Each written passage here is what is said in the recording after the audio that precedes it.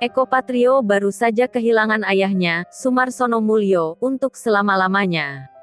Mengenai ini, komedian dan politisi itu bersyukur setiap keinginan mendiang ayahnya sudah hampir terkabul semua, namun memang ada satu keinginan sang ayah yang belum tercapai.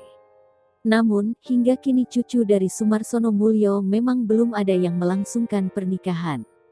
Kendati demikian, hingga sang ayah tutup usia, Eko jelaskan ayahnya senang anak-anaknya berhasil membahagiakan kedua orang tuanya.